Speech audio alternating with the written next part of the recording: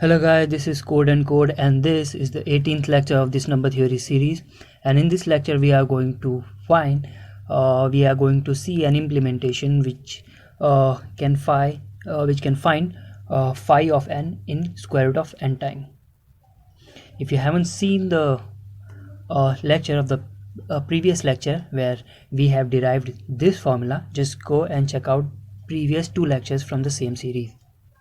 So in the previous lecture we have seen how phi of n is equals to this expression where pi's are the prime in the prime factorization of n. So phi of n is basically n times p1 minus 1 divided by p1 into p2 minus 1 divided by p2 and so on. So if you want to find phi, which is Euler's Totient function, phi of 6 is equals to 6 multiplied with 2 minus 1 into 3 minus 1, because 2 and 3 are in their prime factorization of 6, divided by 2 and 3. So to calculate phi of n, what we are going to do, we are going to initialize the result with n itself. Then whenever we find a prime in the prime factorization of n, we are going to divide result by that prime and multiply it with p minus 1. So this is how we are going to find phi of some n. So for that we need to find prime factorization of n, and we have already seen in the previous lectures of number theory how we can find prime factorization of a number in square root of n time.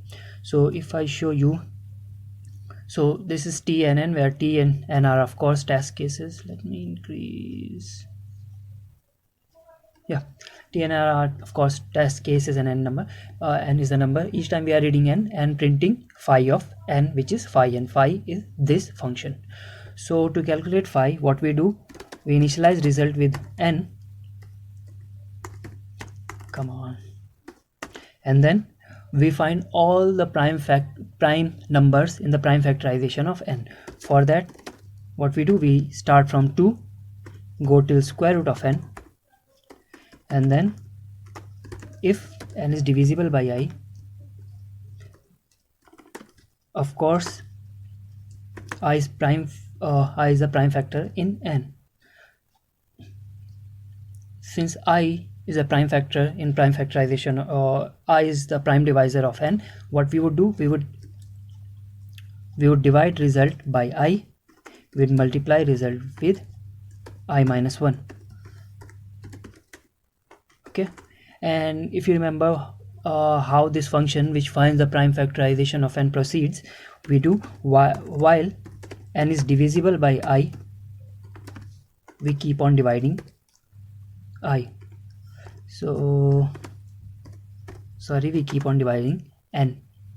So if I remove this code, you see this is nothing but how we find prime factorization of a number, and this is simply whenever we find a prime I which divides n, that is I is prime divisor of n.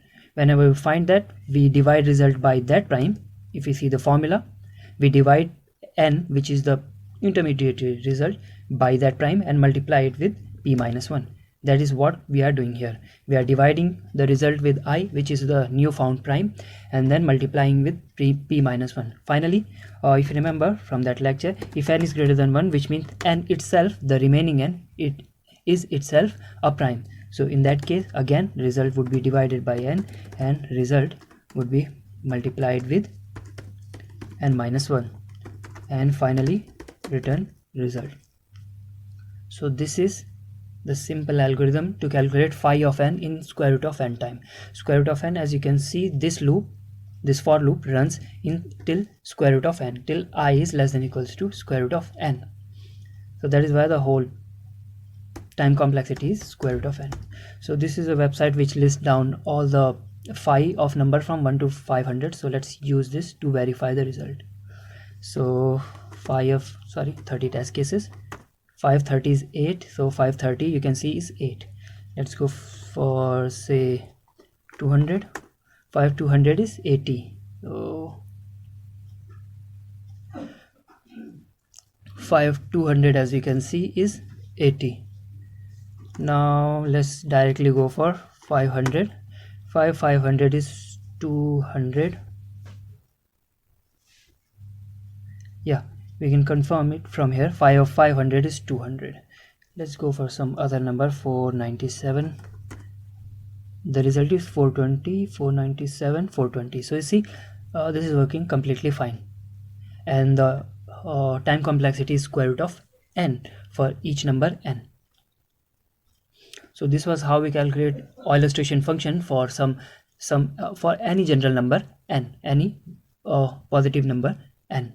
So this was all for this lecture. If you have any doubt or query, of course you can ask there in the discuss.codechef.com, where I have created separate article for number theory lectures, because there I'll be able to answer you. If not me, then some other programmers are always there to answer. So thank you guys for watching. Until the next video drops, keep coding. Thank you.